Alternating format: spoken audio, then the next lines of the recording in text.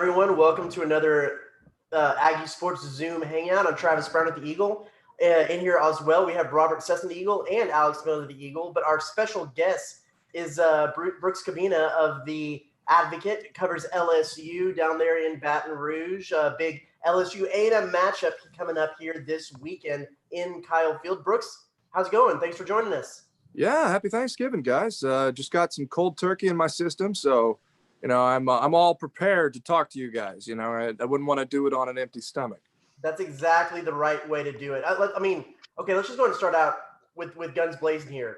Best Thanksgiving side. What caught your attention this year? Oh, well, I'm always privy to the green bean casserole, so there it is. I will kill a whole entire,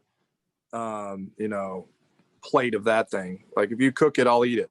But it's not a family staple yet. But someone had it at a Friendsgiving last year, and it was sweet potato casserole. I haven't had that consistently, but that stuff can be like caramel, man. Like it's like a dessert put on just feeds the whole thing. So I'll fight y'all on that if you want to debate that, but maybe you want to talk about some football. Yeah, let's go ahead and move on to the football. Interesting place to be covering LSU. Last year, national champions. Just maybe some people consider one of the best college football teams ever. And then this year, not quite so much. Your Tuesday nights during the top 25 are a little bit more open than they were last year. What has been the difference? What has caused the change? I know there's a lot of players that left for the NFL, a lot of coaches that left.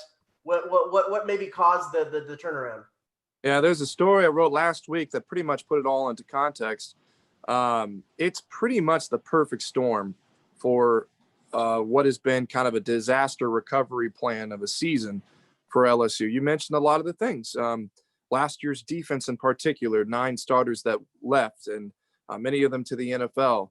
And, one of them that returned, Derek Stingley, he was out for the very first game. And let's kind of start there. I think everybody remembers the Mississippi State game. Mississippi State has not looked hot since they put up 623 passing yards on a secondary that likes to call itself DBU. But Derek Stingley spent the night overnight in a hospital. They still don't know exactly what happened. It was a reaction. They think it's allergic. It could have been something. They don't know for sure. But he was out that first game. And the reason I mention that is because it shows how limited their secondary was. Derek Stingley, obviously the All-American cornerback. And in their secondary, you might remember a guy from Texas. He was from the Port Arthur region, Kerry Vincent. He had been recruited by Texas A&M as well. He opted out, as many players have, for the NFL draft during the coronavirus pandemic. And he was supposed to play nickel safety, but he could also have played cornerback. And really a situation where you lose that kind of depth. Now you have to shuffle things around. So look at what their depth was. The guy who came in and got dusted a couple of times on the field, Darren Evans, was a graduate transfer from Nicholls State, wasn't really prepared for that, but he was thrust into the lineup because a sophomore for them, Jay Ward, who has now been starting you've seen him in patches at cornerback now. He had missed the entire preseason with a meniscus tear and hadn't practiced all week. And suddenly he was being thrust into this situation where he had to come back and be thrown in there. And they were really missing pieces there in that secondary, and part of the reason why they gave up so many yards. Now it's been, plenty of time since for them to recover. You mix that in with a missed offseason and Bo Pelini's system, which has been completely different from Dave Aranda's in the sense of moving from a 3-4 to a 4-3, different kinds of secondary checks. They, in the middle of the season, after so many, blown assignments and just looking confused on the field, Ed Orgeron said, look, man, you just got to have to simplify this. And it hasn't looked very complicated these past couple of weeks. You can look at the Arkansas game, and they didn't play many different defenses. It was very straightforward.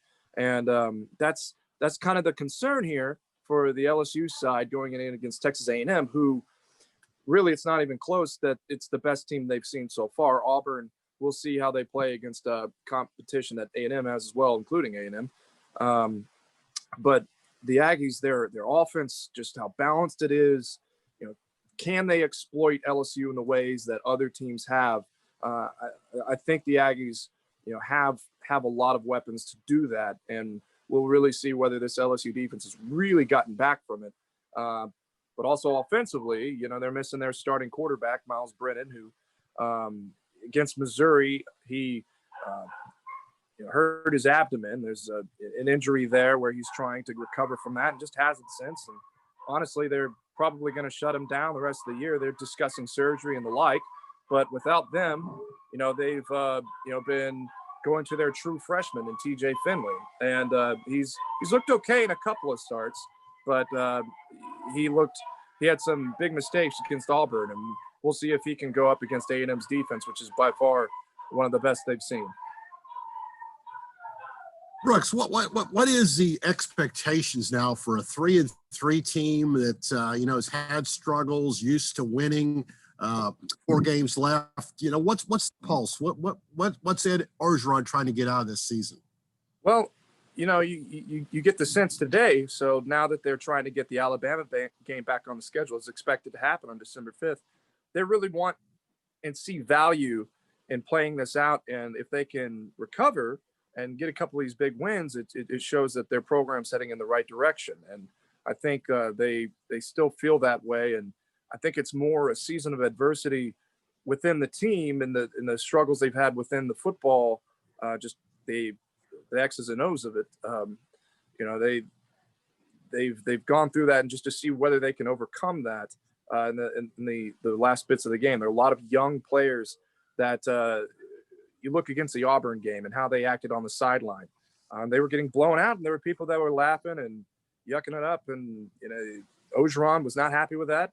And since then, they've talked a lot about pride and playing to the standard that they had last year. And quite frankly, a lot of these players weren't a part of that. And a lot of true freshmen that have come in, and all the seniors and the juniors that would have been able to be there to show that to them aren't there to do that. You think about the leaders they have on defense right now. For Jabril Cox was a graduate transfer from North Dakota State, had nothing to do with last year's team. So I think the tail end of this year for them is really reestablishing that championship program that he was starting to build last season. Freshman quarterback Finley has stepped in halfway through the season and kind of gotten a little bit of baptism by fire. What can A&M fans expect to see from him and the way that the LSU offense has moved with him so far this season? Yeah, TJ Finley, he's like I said against Auburn, they started to get pressure on him for the first time. You see the Arkansas game and the South Carolina game, that's when LSU was able to run the ball. And when they run the ball, that's when their offense is at its best, because Finley has not yet shown people that he can beat them with his arm. And that's what Auburn did. I thought it was interesting what Kevin Steele does, which every year as a defensive coordinator at Auburn, seems like he has a different game plan for every single team. Pressured him, but took away the run game and forced Finley to beat him with his arm. And under pressure, he couldn't do that. I expect that A&M's going to try and do the same thing, shut down the run game, which they've been able to do throughout the year. And we'll see whether Finley can make the throws necessary under pressure to do that. Problem is, he's starting to have limited weapons. Terrace Marshall, who for a time looked like he was going to break some records, he's their main receiver. And they've got a 5-star freshman tight end, Eric Gilbert, who is very talented, but they're still trying to find ways to get him the ball. But they just lost a starting wide receiver, Racy McMath, who kind of pulled up with a leg injury last week. So, their firepower, other than Marshall and Gilbert, is starting to become slim. So if you eliminate that run game, I'm interested to see what Finley's able to create on his own. We haven't really seen that from him yet. So we're watching a very young player mature in front of our eyes. And quite frankly, next year with Miles Brennan coming back, Finley's probably going to go back into the workshop for a while. So this is a very early look at a player who's going to develop and come back later for the Tigers. What about weather? Could be a factor. It was raining coming into the office today. It's rained hard. It could rain tomorrow, they say, 3-5 inches. As A&M hasn't played a weather game, has LSU played a weather game yet? And how do you think that might affect the game for LSU? Yeah, it's funny. I'm actually I'm sitting under a patio roof right now, avoiding the rain. So, they just played in a rain game. Arkansas in Fayetteville. It was raining the night before, and it was wet when they got out there. and it actually benefited them a little bit in the game. Arkansas was driving, they were coming back, they had the lead at 21-20, and then just a deluge, just rain buckets coming down, and Felipe Franks was running a zone read and actually slipped on a third down near the goal line, and they had to settle for a field goal, and it was 24-20, and obviously, as y'all know, they had the game-winning drive, 27-24. So, I mean, they played in rain. They as recently against Arkansas. Those kind of games, it almost seems like it could benefit LSU in some way because they'd like it to be a ball control game, focus on the run, a little bit tougher on the pass. So if that's the case, then LSU may be ready for that a little bit more. It's a good point. The look of this series has kind of changed over the last 2 years from things on the field, of course, the 7 overtime game, and then the absolute blowout last season en route to a national championship. You have Scott Woodward moving from A&M to LSU, all kinds of different connections. You have after the 7 overtime game, A&M's putting the score of the game in their bowl rings, all this stuff. Right. I think in A&M and Aggie land, there is this urge since they moved to the SEC to have a very natural rival. I know LSU has established rivals in the league already. What is the pulse in Baton Rouge towards A&M in this series, especially with the storylines and how the games have gone the last 2 years? It's funny. This is my 3rd season, and what I tell people is that anybody who plays LSU is a rivalry. It seems like it. Ole Miss is a rivalry, and so is Arkansas, and so is everybody else. But yeah, I mean, the foundation for rivalry is to have a mutual path to a division title, or something has to be at stake. And there also has to be a natural hatred and a history. So those 3 things are starting to build for LSU and A&M, and the biggest factor of that was 2 years ago. The last time that I was in College Station was the 7 overtime game from hell for everybody, just in terms of getting sleep and craziness. That was very important for Texas A&M in this. I mean, it was the first win that they'd had against LSU. Jimbo Fisher really needed it because he was hired to win those kinds of games, and it created a lot of bad blood, and it created a mutual path towards a division title. Now that we see this, A&M is number 5 in the country, and if they win out, it's a very possible chance that they get into the playoffs. So something is at stake. So LSU, even before they're in the SEC, these are programs that used to face each other. They have a history, so they've heard from their fathers and their fathers' fathers, and such as that is. And I think there is something to grow here. I can think of players like Zach Von Rosenberg, who has an open discourse against A&M fans on Twitter. You see it happen. So, I mean, LSU was very bitter last year, and that fueled their 50-7 win. And I think A&M being kicked around last year, they're ready to knock down LSU while they're down. So, yes, I do think that there is definitely enough to fuel a rivalry between these teams in the way that perhaps they'd hoped once this began. So it'll be an interesting game on Saturday. And I think there's still a lot of fresh memories. There's a lot of players that are still from that 7 overtime game. And I know that probably on the A&M side, they'd like to make sure 50-7 is avenged. So it'll be interesting. I think those things are there for the rivalry. Brooks, you mentioned this team is a different team, not the team that won the national championship. What about all the off-the-field allegations? When those players weren't involved in that, but of course, Orgeron was the coach. They've been able to just not even pay attention to that. And do you feel that Orgeron's under a lot of pressure? How do you feel that has affected this year? Well, the program is certainly under pressure. As far as players are involved with this, you can't assume that they don't know that this is, in their head.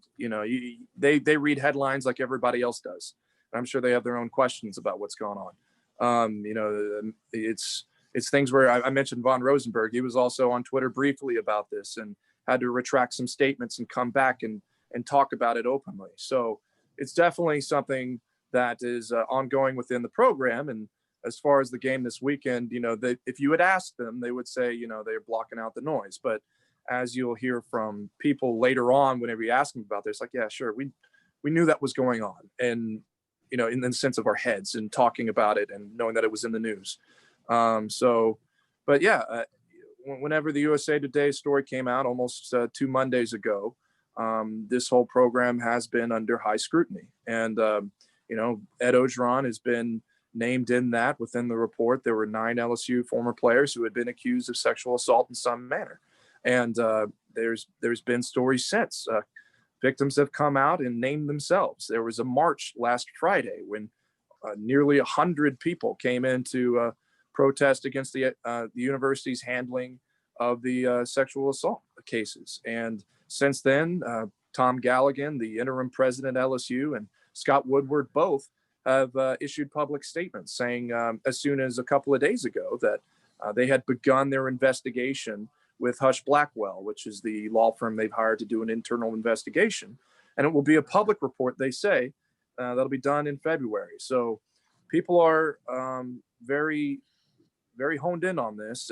As far as the public, there are many alums, many outspoken people in the LSU community who want to see the answers and see things come to light. And there have been stories since, within the USA Today story and police reports that myself and a colleague have gone through. There have been people implicated, such as the executive deputy athletic director, Verge Osberry, who Drake Davis, one of the people who sent a text message to him admitting that he had punched his girlfriend at the time. And, within the police records, Osberry called him back immediately. And he told us in an interview that he said that Drake Davis retracted his statement, but thereafter, he didn't report it to anyone else at LSU. And he thought at the time that he was doing the right thing. And in hindsight, he feels that he should have at least gotten the police involved. So there have been talks about that. And the former tennis player that was a part of that was their parents have come out with statements, and it's a lot right now. So it's an ongoing situation with lots of people watching and trying to hold LSU accountable and making sure that things are public and come out and are corrected. So go ahead, Cease. I was going to say, this team lost a lot when you lose Joe Brady, when you lose Dave Aranda. So I guess my question to you is, can the current staff with Ed Orgeron, can this staff take LSU back to where they want to be and, win another SEC championship?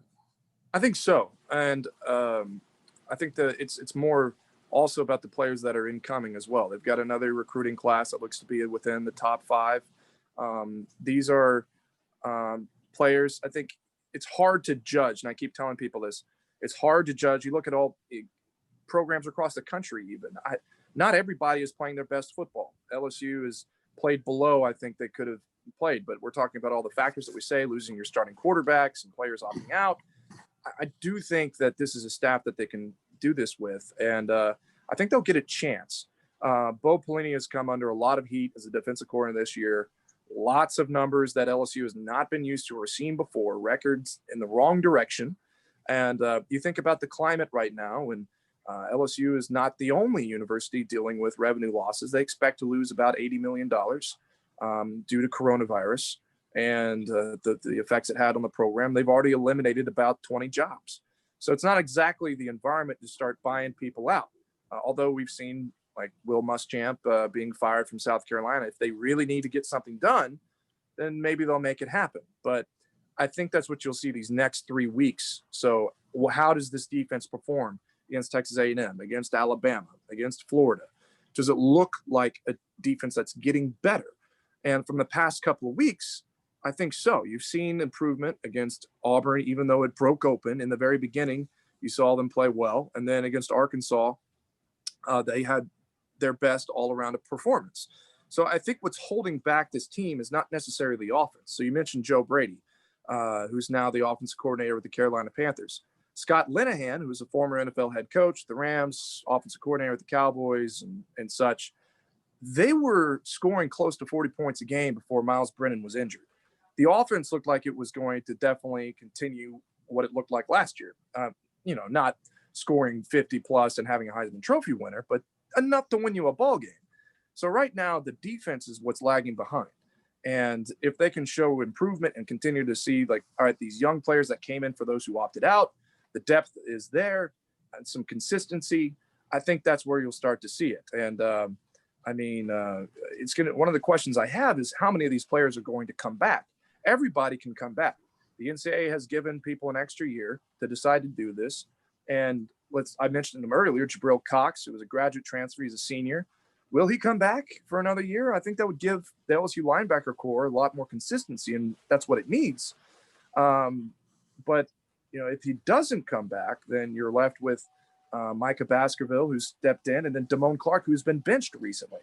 And then how do you handle that? So I think a lot of factors are there, and they're going to have to really try and keep people to stay while they add in the young players to go. But to answer your question in brief, yeah, I do think the leadership is there.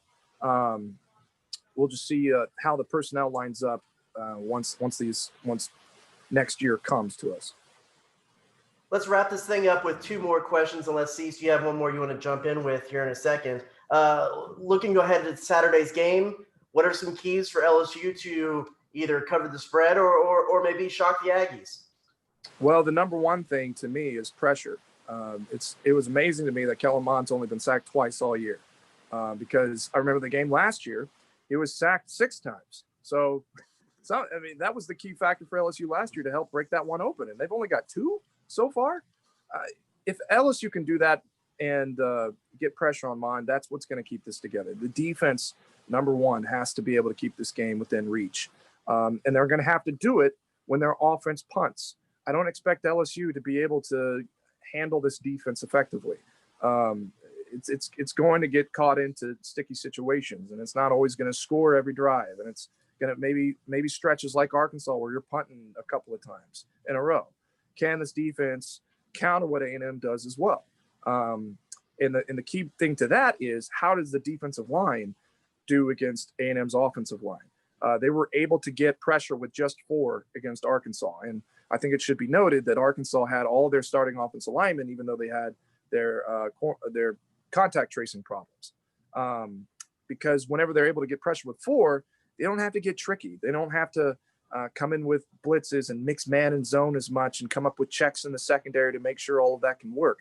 That's where the confusion has happened. That's where LSU has looked lost on the field. That's where big plays have happened.